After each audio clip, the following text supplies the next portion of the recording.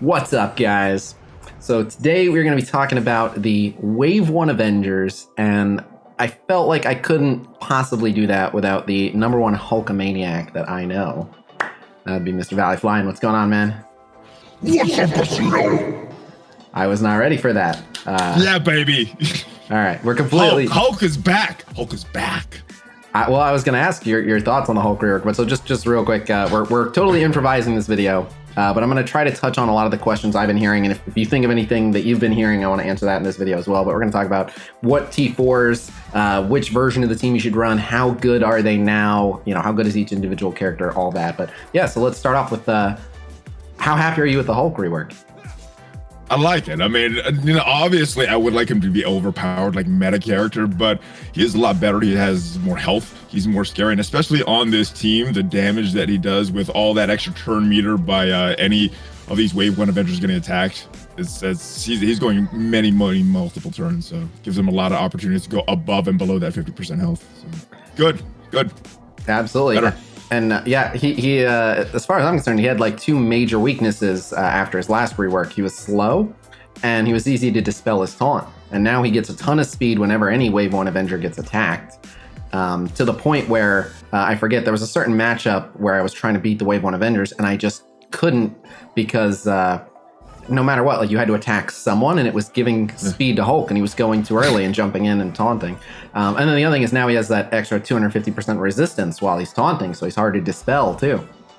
Yeah, and I haven't used him off of this team, but I've noticed in Blitz, just solo Hulks randomly that here and there do a lot tougher to beat. Yeah, well, again, part of it is you're not able to dispel their buffs, so you try to remove that offense up, and he just says no, and he just keeps it or something like that. Yeah, he's mean. Otherwise, though, if you had to pick one Avenger, who do you think got the nicest boost? Well, the biggest boost has to be Hawkeye, because he got a ton of stat boost. He got every single one of his skills reworked.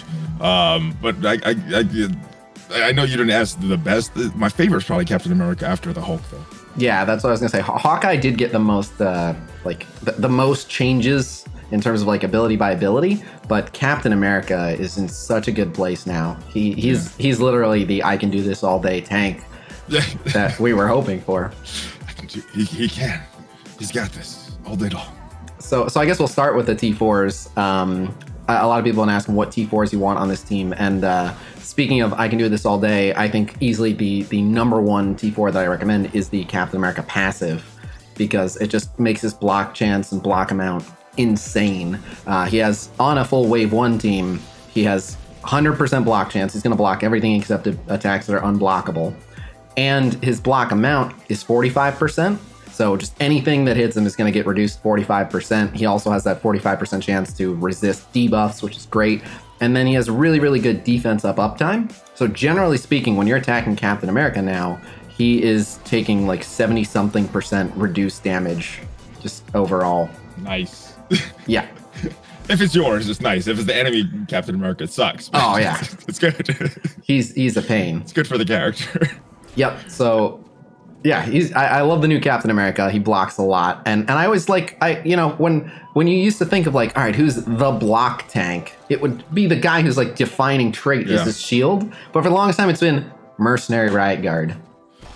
Well, for the first year of the game, it was Captain America, and he just kind of slowly fell off. But now he's back. He's back. And then you talk the reworks. The cooldown on his ultimate got changed as well. I think that makes him a lot tougher, especially the way the AI works. It use that, opens with that, and then potentially get more speed with that move, so that the AI has the opportunities that inspire a little quicker. Oh yeah, it's every third turn, and then when he uses it, he gets more than half of a turn refunded, and then he's almost always got speed up from Black Widow, so yeah, he gets to use that quite a bit.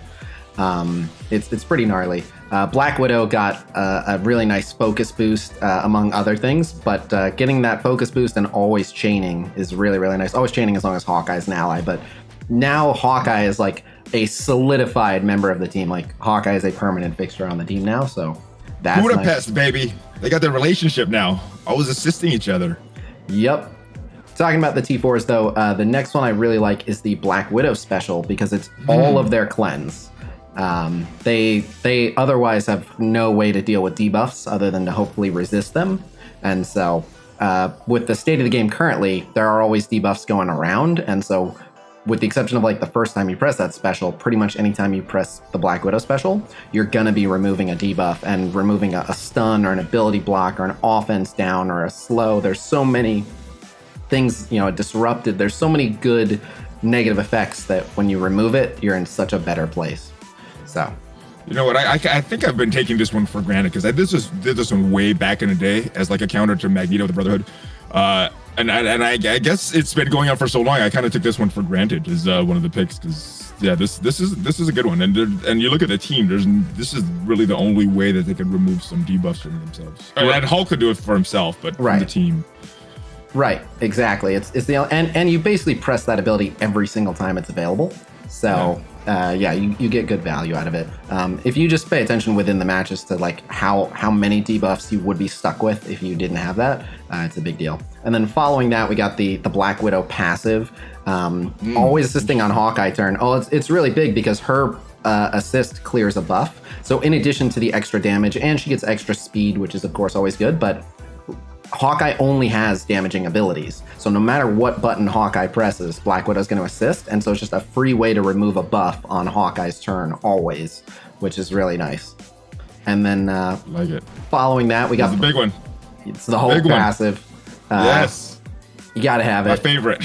Yeah, it's good for a lot, but just immediately getting a turn as soon as he drops below 50% is pretty devastating. And it does some other nice stuff. But you end up...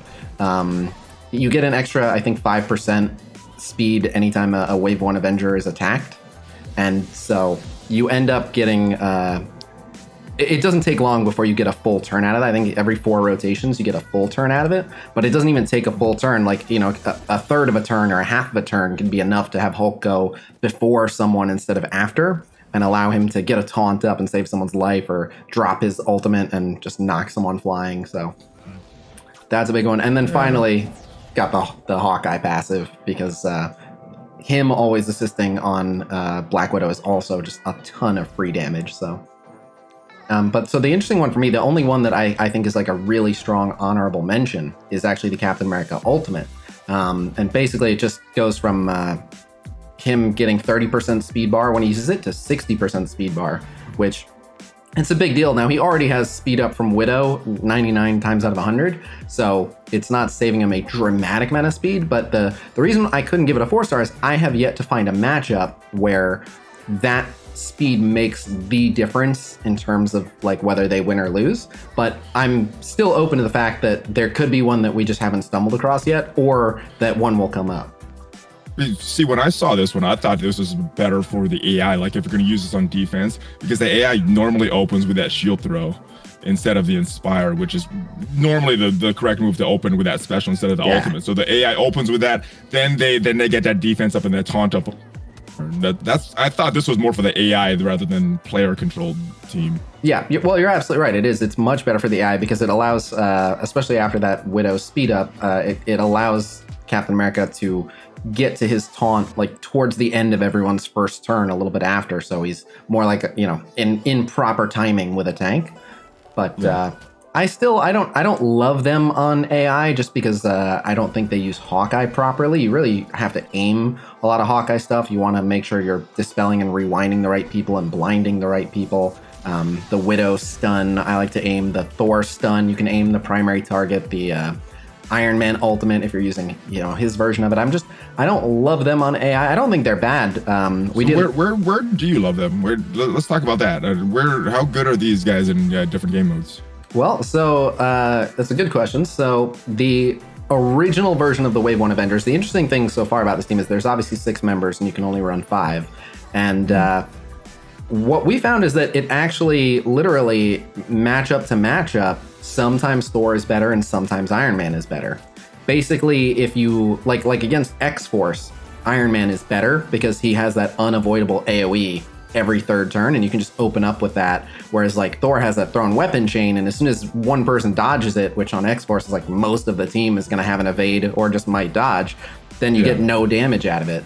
So sometimes it's Iron Man. More often though, Thor is your ideal fifth. And so this kind of complicates what member you're using and for what, because in Alliance War, assuming that you have all your teams available, you don't want to run Iron Man on this team because he's on power armor, and you don't want to run Thor on this team because he's on your Asgardians. Now, I will give this quick note though, in Alliance War, if you run the Thor version, we've been seeing a lot of reports that the full Wave 1 Avengers with Thor can 1v1 a Red Skull Hydra team, just because Captain America, as long as you have that T4 in his passive, Captain America can literally taunt for the entire time. Like, he can just absorb all of their attacks. And while that's going on, basically the Thor passive goes off a few times, and people were literally just killing all the charges. Like the Hydra team just couldn't bring the Avengers down, and they just eventually took out all the minions. Is that worth splitting your Asgardians though? That's the question. No, I don't think so. Because there's another matchup that I quite like them for. But so I guess let's pivot back to, you'd asked like how good is the team? So yes. The full Wave 1 Avengers, not some of the hybrids that we're going to talk about in a sec, but the full Wave 1 Avengers are overall, they're about the 11th best team of, we have a list of 26 synergy teams, and they have some overlap, like Iron Man is also on power armor, Thor's also on Asgardians. So still not in that top 10 teams when you just use them as just a synergized team. Yeah. Of the synergy teams, they're not quite top 10, and they're currently above Sinister Six, but as soon as Doc Ock comes out, Sinister Six, I'm sure we'll knock them down a peg as well. But overall, they're pretty good. But yeah, they're definitely more of a new player friendly team, which makes a lot of sense, because they're popular characters and they're pretty solid. Interestingly, at even power, they beat most synergy teams. If I recall correctly, and I have to double check, but I think they beat something like 19 of the 26 teams in a 1v1. Okay.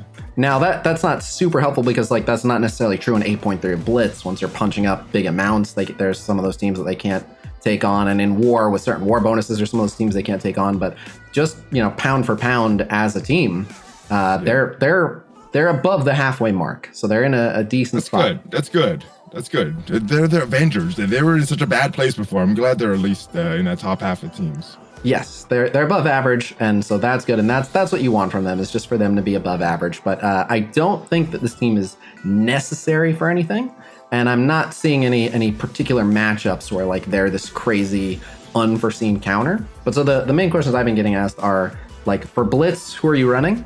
And one of my favorite options for Blitz is just putting Agent Coulson as the fifth Avenger, because he has the Avenger tag. He's a really solid character, and you already have Fury and all the shield minions. So you don't have to run Medic with Coulson, and if you have Medic on the Fury Shield minion team, they do really well. So I've been a couple other option I think is pretty good options not using them on other teams. The Vision, just because you might not have a home for him.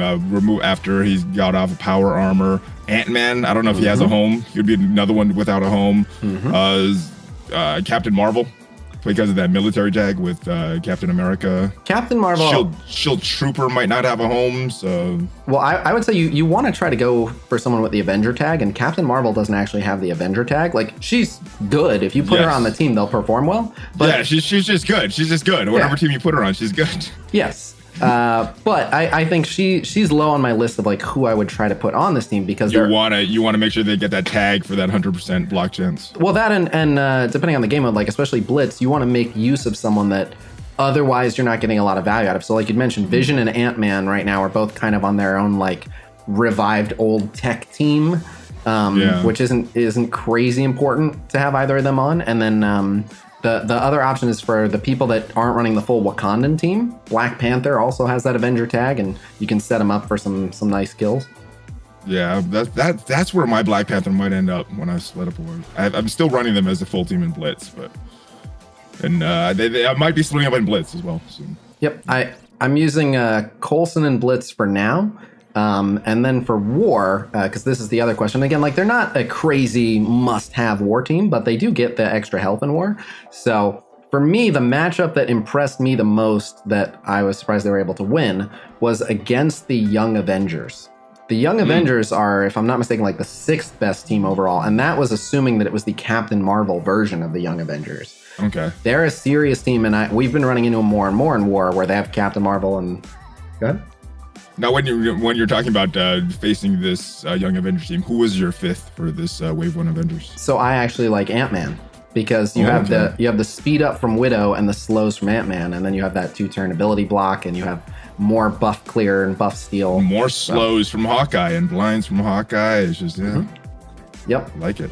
So yeah, you can use the Ant-Man version because, like I said, if you use the Thor version, there's a couple other teams that you can take down, but I don't think it's worth blowing up your Asgardians per se. I think this team was designed to just bring these guys above the halfway mark and have them be used, give them a function, allow them to be used in war, especially by newer players because they're popular characters people are going to take up. But so if you're trying to min-max for war, I would go either Ant-Man or Vision as your fifth if you have them free floating and around the same power.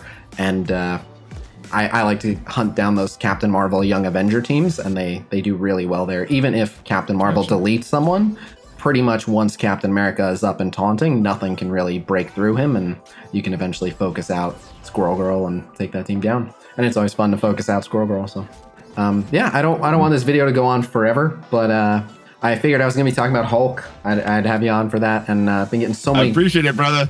No problem. Thank you for joining me. And thank you for having me. Was just getting bombarded with questions about Wave 1 Avengers, so I figured put this video out and talk about it. I do have videos planned for talking about the new Sinister Six and who you want to drop. I have a video coming up for Baron Zemo and Hydra 2.0 and who the best fifth is for that and what you're going to use them for. But if there's anything else that you want to know about the Wave 1 Avengers that we didn't cover in this video, let me know in the comments and I will try to answer you guys. But otherwise, I think that's all we got for you. Any closing thoughts? That's it. Check me out.